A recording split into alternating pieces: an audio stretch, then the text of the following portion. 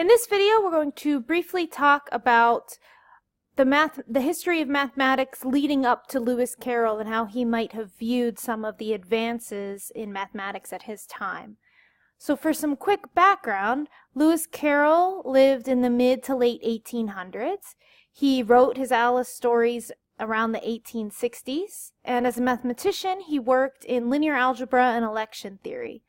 Linear algebra being the study of solutions to systems of equations, and election theory being exactly what it sounds like. Thinking about mathematically, how do we design fair elections, fair vote counting, those kinds of issues. And so we're going to think historically about what happened leading up to Lewis Carroll's career and how he would have viewed some of the advancements that happened during his lifetime. So we're going to start back in the 1600s. This is when calculus was developed. It was developed independently by two different mathematicians, Leibniz and Newton. And so this would have been well established in the 1800s when Lewis Carroll lived. In the 1730s, you would have had Euler working on differential equations. He worked on a lot of different things, but one of the areas in which he made contributions was in differential equations. So if you ever heard about that in your mathematical education, that's when that field kind of came about. Differential equations are closely related to calculus. In 1761, we had an advancement in statistics and probability theory. That's where Bayes' theorem came about. And so if you've taken a statistics or probability course, you've probably seen Bayes' theorem about reversing conditional probabilities. In 1796 is when the prime number theorem was first conjectured. And so the prime number theorem being something that Ramanujan had contributed to, as we discussed earlier in the course. It wasn't proven, but it was conjectured. Someone said, hey, I think I have this idea about prime numbers, but I can't prove it. In 1799, there was a development that was near and dear to my heart. This is when Gauss proves what's called the fundamental theorem of algebra. And the fundamental theorem of algebra you have used before, but you probably didn't call it this. The fundamental theorem of algebra says that any polynomial over the complex numbers can be factored, and if it has degree n, it will have n roots. So anytime you were finding the zeros or x-intercepts or roots of a polynomial in an algebra class you took in high school or college, you were really dancing around the fundamental theorem of algebra, even if you didn't call it that. Now, just prior to when Lewis Carroll's career would have taken off, in the 1820s, we had a lot of advancement. I'm not going to go into the details of them, but in algebra, there was something called Galois Theory.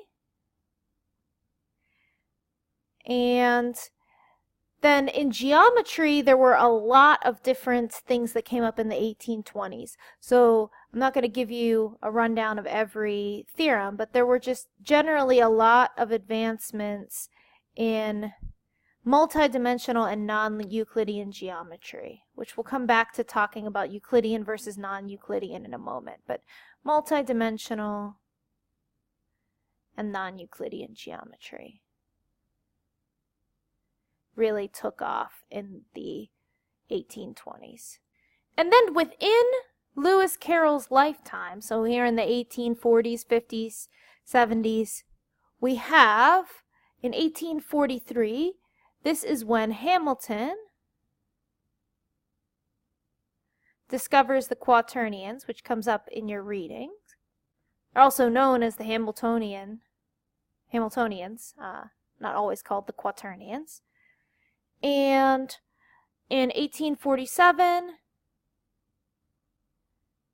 we have Boolean algebras, which actually it's very groundbreaking for the 1840s, but Boolean algebras really come back to something that Leibniz, that inventor of calculus I mentioned, something that he was working on. He really invented symbolic, or was working on symbolic logic during his lifetime, and the Boolean algebras build upon that. In 1859, we have the Riemann hypothesis is conjectured, and I really am just bringing this up because it does show up later in some of our future modules. You don't have to know what that means right now. It might have come up in your research for your papers already, because this is something that's often referred to in popular culture because it's such a famous mathematical problem that hasn't been solved. Finally, we come to the 1870s when Cantor was around, and he had some really interesting topological ideas that are still being developed today. But he had some what would have been considered weird ideas by Lewis Carroll, and so he fits into that same mold of the mid to late 1800s breakthroughs in mathematics. And so that's what the timeline looks like. There's a lot of things that happened right at the beginning of Lewis Carroll's life, and these discoveries continued to happen throughout his life. So it would have been a really exciting time to be a mathematician, but it also would have been a very confusing time to be a mathematician because there were a lot of brand new ideas that seemed kind of weird that were getting discovered, and he was quite resistant to that, as were many others at the time. And so in the last part of this video, I just want to briefly mention some of these controversial ideas. We won't go into any details, but one major point is that in Euclidean versus non-Euclidean geometry, and this is touched on in the readings, but in Euclidean geometry, ratios are important, not absolute length. So I really just care if this line is twice as long as that line. I don't actually care how long they are. And these are also some things you would have seen in the Pythagorean theorem. Your a squared plus b squared is c squared. It doesn't matter what a, b, and c are, there's this relationship between them. That's more about Euclidean geometry. So non-Euclidean geometry builds in some other things, including ideas about length that were not very popular at the time. One of the other things that are ideas in mathematics at the time that Lewis Carroll really did not appreciate was this idea of non-commutativity. And I don't know about you guys, but when I was in high school, I learned what commutative meant in my Algebra 2 class. We were studying properties of the real numbers. So this idea of commutativity is similar to the fact that 5 plus 3 is the same as 3 plus 5. The order doesn't matter. Or 2 times 7 is the same as 7 times 2. This is commutative. Addition and multiplication of real numbers is commutative. Now, there are a lot of things that are not commutative, and some of these objects were being discovered at the time or studied at the time of Lewis Carroll. And ironically, one of the things that is not commutative is matrix multiplication. So not commutative is matrix multiplication. And you learned how to multiply matrices earlier in this course. We said something like 1, 2, 3, 4 times 5, 6, 7, 8. This is not the same as if I did 5, 6, 7, 8 times 1, 2, 3, 4. If you go back, if you've forgotten how to multiply matrices, go back. Remember, you go across the rows of the first one and down the columns of the second one. And if you do the multiplication on the left-hand side and the multiplication on the right-hand side, you will not get the same answer. On the left-hand side, 1 times 5 is 5, 2 times 7 is 14. So we get 5 plus 14, which is 19 in the first spot. On the other side, I get 5 times 1, which is 5, and 6 times 3, which is 18. 5 plus 18 is 23. So even just the first entry is not the same, and the other 3 will be different as well. So you just don't get the same matrix out when you multiply matrices in different orders. It's not a commutative operation. But the reason I say that that's interesting is that, remember at the very beginning of this video I said Lewis Carroll was involved in linear algebra? His entire field now really boils down to matrices. So if you wanted to solve the system of equations x plus 3y equals 4 and negative 2x plus 7 thirds y equals negative 10, you would encode this in a matrix, the numbers in front of each variable, so 1 in front of x, 3 in front of y, and 4, and negative 2, 7 thirds, and negative 10.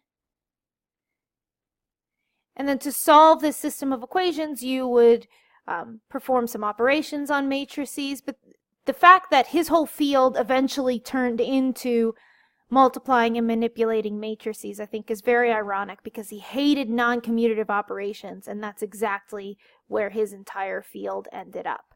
The last non-commutative topic I'd like to discuss is something that came up at least in, I think, 2 or 3 of the readings, and that's the idea of these quaternions. So when you think about the complex numbers, which you may or may not remember from high school, but the complex numbers always look like a plus bi, where I is the square root of minus 1. If you've taken enough physics, you might have even seen these symbols that we're about to use. So the quaternions don't just use I, they use a plus bi plus cj plus dk. We have this I, j, and k. So I and j and k are the square root of minus 1. Or another way to say that would be I squared, j squared, and k squared are all minus 1. But they're different square roots of minus 1, which sounds insane, but stick with me. If we want to talk about the structure of I, j, and k, what are I, j, and k like? We can say, well, I squared is minus 1. So if I do I times I should get minus 1. And if I do j times j squared should also be minus 1.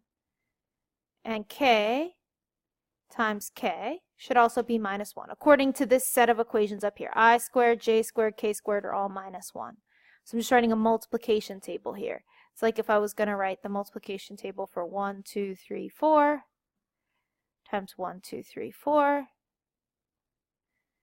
Okay, 1 times 1 is 1, 2 times 2 is 4, 3 times 3 is 9, 4 times 4 is 16. That's the part I'm kind of filling in now.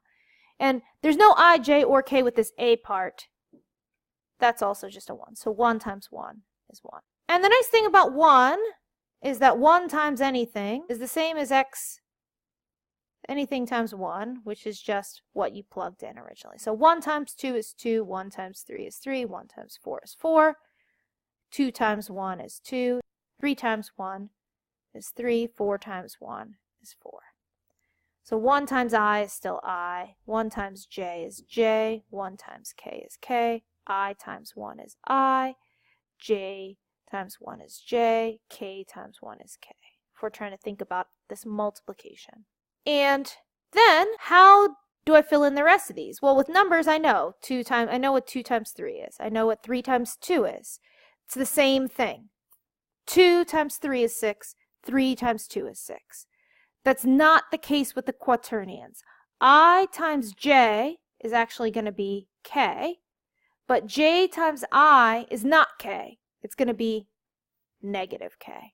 And then it's going to go similarly for these others. So k times I is going to be j, but I times k is going to be negative j.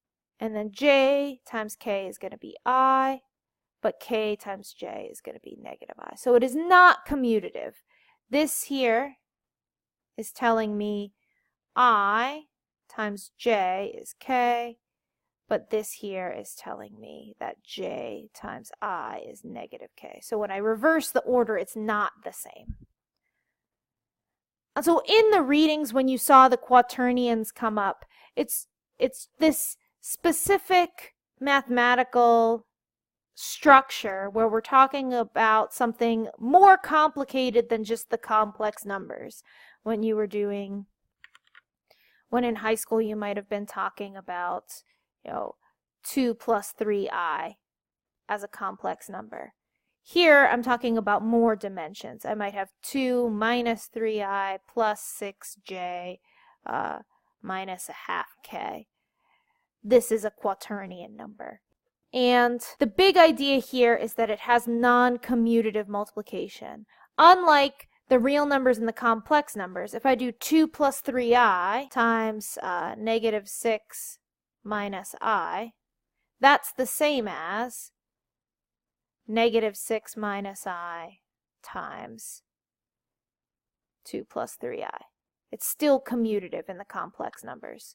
But the quaternions are no longer commutative. Even just with single terms, I times j and j times I, we see that they're not commutative, much less the more complicated looking quaternions. So this really rubbed Lewis Carroll the wrong way. He thought it was absolutely ridiculous that we could ever need things that are not commutative, even though things like matrices have non-commutative operations on them that are very useful in the kind of work that he was doing, it turns out.